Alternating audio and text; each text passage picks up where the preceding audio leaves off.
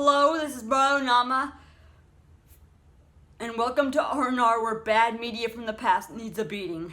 I've been a really artistic and creative person all my life, and I aspire to dreams that I wish I could have done. And one of those movies very likely killed it. The very one that would kill a profession that I would actually pursue. In years' time. This is Titan AE. Sorry if I was covering my eyes at the beginning of this review, and that's because they were so sore by being blinded by a laser. A laser which made me see this god-awful, obscure sci-fi animated movie. And it didn't just hurt physically, but mentally. Titan AE, directed by Don Bluth and Fox Animation's final movie before closing its doors, was both a commercial and critical failure. Yeah, in fact, this also forced Don Bluth into retirement to make animated movies, and as well as set a downward trend of hand-drawn animated films in the mainstream. Now, for those of you who are much younger than me, probably don't know who Don Bluth is. You may be asking why he faded into obscurity, but I'll get to that later. Don Bluth was a former animator for Disney during the golden years of the company, but in the 80s he left Disney to form his very own Don Bluth Productions and released The Secret of NIMH. Despite the critical acclaim, it failed to stay afloat at the box office, and his new studio declared bankruptcy until a wealthy businessman by the name of Morris Sullivan teamed up with two other former Disney animators and acquired the struggling studio and renamed it as Sullivan Bluth Studios. While Bluth was doing independent projects, including for Dragon's Lair, he teamed up with Steven Spielberg to help create his next two films, An American Tail and The Land Before Time. It seemed like all three of these gave Disney a run for its money, as it gained far more attention. At least that's what I've heard, because all of these released in 1982, 86, and 88 respectively, and I wasn't even born yet. But his streak of success would end with All Dogs Go to Heaven, and the start of a period known as the Disney Renaissance.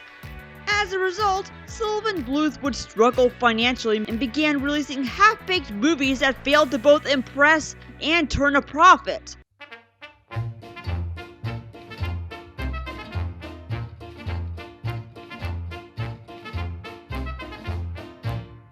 This would seal his fate as a Disney competitor. Not only are these movies bad, but they were just a straight up copy and paste of whatever Disney was doing at the time. That included both subgenres of fairy tales and musicals. Musicals with god-awful songs that make your ears bleed. Marrying for love is a foolish thing to do, 'cause love won't pay the mortgage or put porridge in your bowl. Dearie, marry the mole. That's a video for another day. After all these critical and commercial failures, forced Sullivan Bluth Studios to close down for good. Bluth was soon hired by 20th Century Fox in their animation department and began work on Anastasia with great success. It looked like he was bouncing back, but unfortunately it was not meant to be. To answer your question from earlier on why such a prominent figure in animation from the 80s and 90s fell off the earth, well, it blew up the earth with Titan AE. This forgettable, convoluted science fiction epic was the straw that broke the camel's back. This was originally going to be a live-action film, but nobody at Fox would pick up the reins in the project. So they went on to Don Bluth and Gary Goldman at Fox Animation. Just a few problems. One, Fox Animation was falling apart with several layoffs during production and the two animators having no experience in the science fiction genre. Yes, they had Space Ace, but it's a carbon copy of Dragon's Lair. And were essentially lost on the direction of how the film should play out. And what you get is a is a cluttered mess of both 2D and 3D animation that killed any hope of both CG and hand-drawn animation coexisting in major motion pictures. These two factors had bad timing written all over it. Yes, 2D animation can be done on the computer just as much as 3D, hence the name computer-generated imagery, or CGI. Some films combine both of these styles, like more recently with Spider-Man Into the Spider-Verse, but that still wasn't enough to shift preference and style. Heck, even CGI can appear to be hand-drawn with cel-shaded rendering. But instead we get this creepy, doll-eyed style that I like to call cartoony realism, where 3D cartoon models are given ultra-realistic textures. It just doesn't even feel like a cartoon anymore. And let's not forget about those cheap-ass TV and direct-to-video movies that came out around the same time while Pixar was fresh on the map. At that same time also led to 2D animation's downfall, considering that they looked cheap and were mostly based on popular children's cartoons at the time.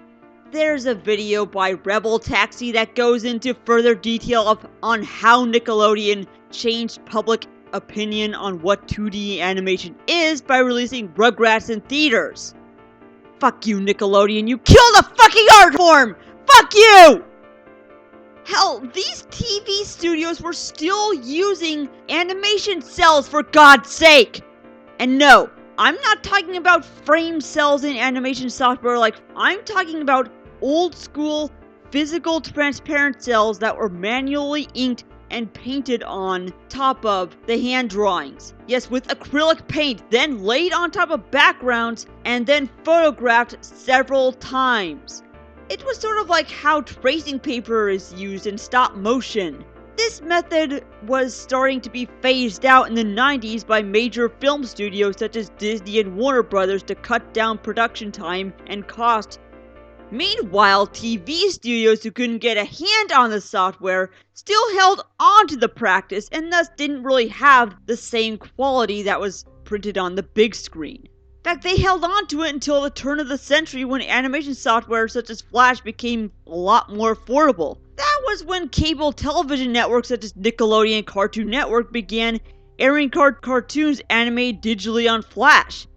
It didn't even take long until aspiring animators began using it for internet cartoon shows, such as through independent websites and Newgrounds. And for this reason that Newgrounds became a hub for would-be animators, looking to make a name for themselves, and essentially would get noticed by a voting system. In fact, I actually went to college and got 2 degrees in the arts just so that I can learn how to animate in Flash for the animation industry, because it was all going to the computers. In fact, I actually use this same stuff in one of my intros to my YouTube channels. In fact, Sullivan Bluth Studios held on to animation cells until they closed due to tight budget constraints from the financial trouble.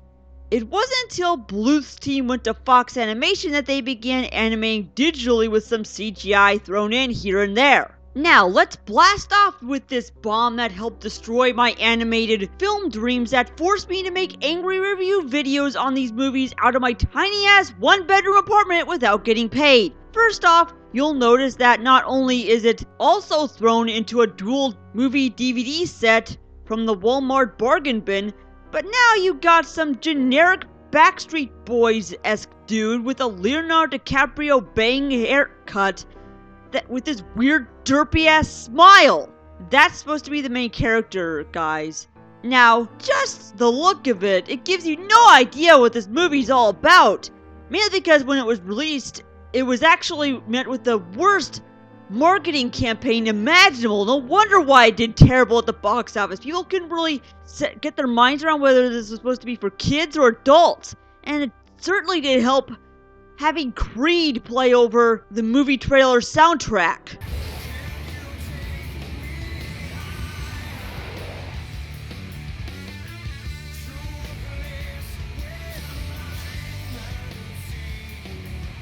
Even though that song is not even played anywhere in the movie.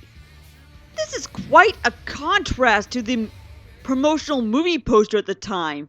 Okay, people really do not really understand what this means based on the cover, except you actually get the movie's website under the title AfterEarth.com included. Now the website no longer exists, so if you type it in the search bar today, you'll come up with the Will Smith movie called After Earth.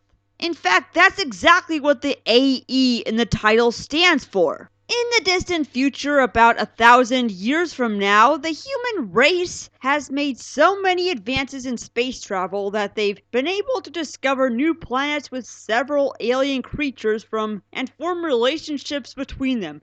But for some reason, that pisses off one group of aliens called the Dredge. We called it the Titan Project, and it was a testament to the limitless power of the human imagination. Perhaps that is what the Dredge feared most for. And now wants to wage a galactic genocide on humanity. I'll drink a human's blood, I'll murder everyone! Dad, my invention broke. Well, then we'll fix it together. But not today, Kale. Back on Earth, little is known of the short time the inhabitants have left. Our hero for humanity's hope is a young boy named Kale, whose father built the eponymous Titan, the starship MacGuffin of the film. The Titan, it turns out, has the technology to recreate a second Earth from scratch along with all of its inhabitants. It sounds like a bunch of bullshit, but we'll get into that later. Where's everybody going? We're leaving too. We all have to go somewhere safe. Professor Tucker! Professor Tucker! The Dredge have reached the global defense system! I mean, how is he supposed to know there's a Dredge invasion happening at just this moment? Do they automatically set off a gust of winds when they come close to Earth? And wow, the Dredge must have seemed very kind enough to give the people plenty of time to pack as many of their belongings as they can before boarding the evacuation shuttles. I have to go on a different ship. I have to go away for a while. No, Dad! No! Tech is going to look after you. But I want to go with you! Kale, here, take this. As long as you wear it, there's hope. Yes, you'll know how to find me because it's in your blood. Just hope that I'm still alive. He just leaves his son behind on a different evacuation ship while he launches the Titan from Earth before it's even destroyed? Just imagine if he didn't make it out in time. And just like that, the Dredge mothership blows up the Earth with a few shots of its energy beam. You see, the Dredge are a race of aliens made up of pure energy. Energy that allows the mothership to fire a gamma ray burst and vaporize it to smithereens. What I like to call a Death Star. The mothership is piloted by the Queen Dredge, who creates pawns in a caste system just like the Xenomorphs. Okay, first you rip off Star Wars, now aliens? So after Earth's destruction, humans are living as drifters in space colonies for several years while trying to avoid Dredge attacks. At the same time, Kale has grown up to be an annoying salvage yard worker played by Matt Damon. He's a terrible choice for this guy, and believe it or not, he makes the worst possible protagonist you could ever hear in a science fiction movie. I do an honest day's work. I want already dead food. We gotta get out of this dump. Get this straight. I don't even know you. I don't want any part of your mission, and I don't need your help with... Living as drifters instead of being welcomed to seek refuge in other alien planets, they are instead ridiculed as a galactic joke by other aliens. God, they're hated so much they must have a planetary force fields to act as a wall to keep humans out of their own planet. Insert Trump joke here. Do these aliens have to be such assholes to the humans who have nowhere to go and actually did absolutely nothing to them? What insensitive little pricks! Hey, it's me. It's Kale. All right? I'm not with those losers. Humans. Wait. Guess you're stuck with us losers. Well, don't count on it. You wait in line, pal. I'm taking the express. Okay, I have to bring this up. The CGI in here is god-awful. it's not even rendered correctly to blend in with the hand-drawn animations. They look more like something out of a video game for the most part. Every time we see the characters inside a spaceship or a spacesuit, it looks like a paper doll inside a space house, or more likely, a cardboard cutout inside a 3D spacesuit or something. And we get these complete 3D rotations around the characters all the time. I mean, it really shows because there's almost no cell shading in this, which is what you would want in a 2D, 3D blend. Man, I thought the claymation CGI in The King and I was bad. At least here it is only a few scenes. This is used throughout the entire movie! Well, you have to keep in mind, back at the turn of the century, CGI was a relatively experimental thing, and they weren't really sure how to actually merge that and hand-drawn animation together. And so you could easily see the CGI that could stick out with a sore thumb. In fact, a lot of the 2D stuff, it actually stuck out a lot of the 2D stuff. You could see this several times throughout the films, and it just turned a lot of people off. And that's essentially why there's a bunch of these live-action remakes trying to render these traditionally animated movies obsolete with creepy-ass cartoony realism! Ah! So after Kale is bullied by his racist coworkers, another human survivor named Joseph Corso finds him, as he is the only one who can find the Titan. I would want to do that because it's worth it. Because the human race needs you. Maybe you haven't had a look around lately, but there aren't many of us left. At the rate we're going, they'll be reading about us in textbooks and displaying our bones in alien museums. Now, how does Corso know this? And how does he even know how to activate Kale's genetically imprinted ring? It's never explained how the ring works and why it lights up a map in Kale's hand. It's a map, Kale. It can tell us where your father hid the Titan. That's why I've spent the last 15 years looking for you. So Kale was holding onto this ring for 15 years, not knowing how to activate it to find the Titan. So he was just a fucking sitting ducks? I mean, the Dredge could have found it and destroyed it by now. What a complete asshole! And don't tell me that you're just a kid, because fuck you. The guy seems to be too stupid to even figure that out. And Kale is just beyond just plain stupid. He's constantly whining and bitching about why him. You just start hating the guy the more this movie goes on. And this constant bickering has caught the attention of the Dredge to attack the space station. And now we get a very super long, pointless chase scene that gets dragged out.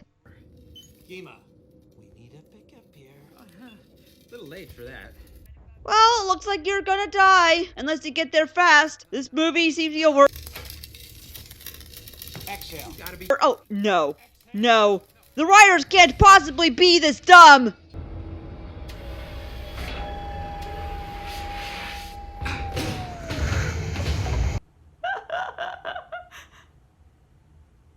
This has gone to a whole new low! Oh my fucking god! They did it! I'm just completely flabbergasted by how the scene played out. Holding your breath in space, in outer space, does not work! First, you don't need to be a scientist to understand that surviving this scene is physically impossible! Not only is outer space at a frigid temperature of minus 2.7 Kelvin, which would freeze any known living thing rock solid and killing them instantly, but that the vacuum in space will pull all oxygen and fluids out of your body and you would just fucking implode! You'd look like this guy! This movie's so fucking stupid! Did you just watch the space scene from Superman 4 and thought that would work? So after unrealistically surviving that ordeal, Kale is taken into the ship's infirmary by the female pilot Akima. Kale has been wounded in several areas from the Dredge attack, and so he is stripped naked while Akima operates on his wounds to heal him. Why am I naked? Why did we have to have this scene in there so the animators can draw him naked, including his God, no. So if she actually stripped him naked to heal his wounds while he was unconscious, what was she doing in between? Now that I think about it. Let me see. This is really it. This can save us. Akima is the pilot of the Valkyrie, which is Kor's ship that they escaped in. This isn't a joyride, kid. When the dredge destroyed Earth, they figured life adrift in space would break us down, wipe us out. There they are greeted by new crew members, a annoying frog alien named Goon, a kangaroo alien named Stealth, and whoever the hell this is named Preed. It turns that on board, Kale and neither of the crew members on board the Valkyrie can interpret the map. Gee, I wonder why! Is it because Kale's father didn't include the ring with instruction manuals before setting him off in the beginning? Like, how the hell are people supposed to figure that out? I mean, a bleep on a dot could mean anything. I mean, they gave him this magic ring to find the Titan, okay? What if he actually lost it or fell into space or something like that? You're like, now you won't be able to find a hope for your new home now. So they, of course, try to figure it out by planet hopping, going to this area next, hopping to this area next, going for supplies, and then rinse and repeat. It's like that throughout most of this movie, while at the same time trying to avoid dredge attacks. What are they afraid of? So what did the human race ever do to the dredge? It's not what we did. They're afraid of what we might become. How are the dredge able to extract the maps from Kale's ring? What's the point of having a genetically imprinted ring on there? So after Kale rescues Akima from the dredge and escapes from the most poorly built prison ever, because it's just, the cell is just made up of a barrier where all you have to do is pry it open with your 2 fingers. Are you shitting me? The dredge may be powerful, but they're not bright at all. Any inmate who can just walk right through a prison and force field barrier, no problem. Are you in there? Well, if it isn't the captain. And when they visit another human space station, we find out that Preed and Corso are trying to side with the dredge and betray Kale in finding the Titan. And why the hell is he doing that? Because he has his own plan, and real men don't need plans. Yeah? Do as you please. How is he able to talk to the Dredge Queen? How did he learn their language? And why is the Dredge, who is hell-bent on destroying all the humans, able to work with a human to reach their plan with... Was Corso able to speak Dredge because he went to a foreign language school that taught the dredge language to the people? Because that could explain why. Seriously, I gotta find the motherfucker who wrote this piece of trash and hand over to the animation studio and punch him in the face several times till he shits its own teeth out. So Corso and Preed are able to steal the Valkyrie and take off to the Titan without them. Because. But however, Akima is smart and she's able to salvage a new spaceship from scrap metal to be able to go into hyperspace and find the Titan before Corso and Preed do. Hey, you did your job. Now let me do mine.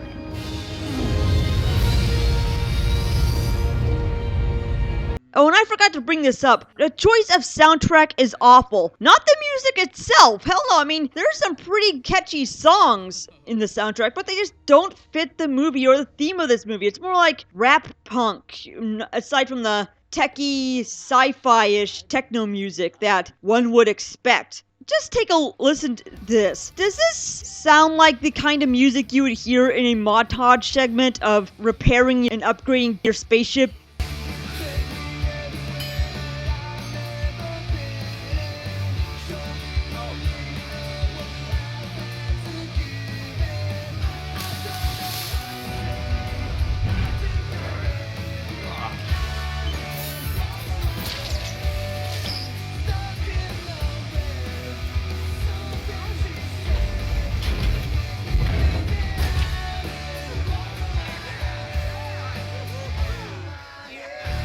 What does that song have to do with anything?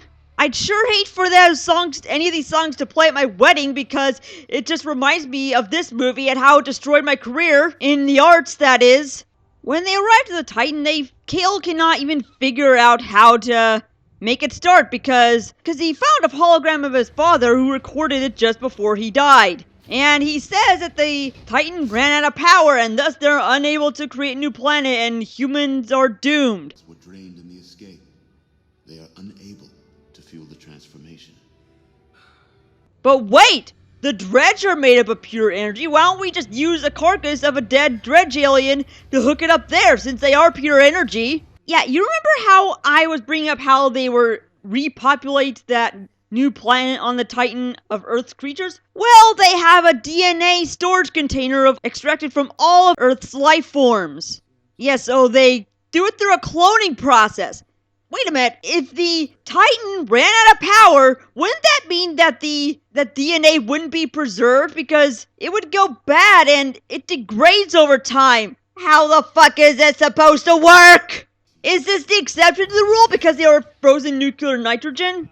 It turns out Preed is an actual mercenary for the Dredge and tries to kill them. But then Corso gets it back to his senses and kills Preed with a single snap to his neck. If you're trying to use the Dredge's energy to jumpstart the Titan and create the artificial Earth, wouldn't that technically destroy it considering how we saw the mothership destroy your own planet at the beginning of the movie? Wouldn't that backfire? But no, for some reason they just pulled an idea out of their ass to divert the flow of energy to jumpstart the Titan and then bounce back half the energy to kill the mothership! But of course, Corso needs to repair the ship before they can complete the Earth creation process. Go on. Get out of here. Kale, where are you? Go. It's better this way. So he sacrifices his life to build the repair so Kale can jumpstart the Titan and create a new Earth all over again. And after a year, they finally see life starting anew, and then somehow are able to invite the rest of the humans in space stations over. What are you going to call it? I think I'll call it Bob. Bob? You don't like Bob? You can't call a planet Bob, but What? can't you just call it Earth? Yeah, so this movie ends with an Adam and Eve story on New Earth. I mean, Planet Bob. It's two Earths in one. Do you see why I hate this movie? But what happened afterwards? Because within a week, Fox Animation Studios closed down, and this was the beginning of the end for 2D animation. It's best to forget about this movie, so that way an art form and talented people can get back to work. This is trash! This was essentially the biggest insult of my childhood and even my career since Final Fantasy All the fucking Bravest. Fuck that game too! Again, this is Melanoma, signing off.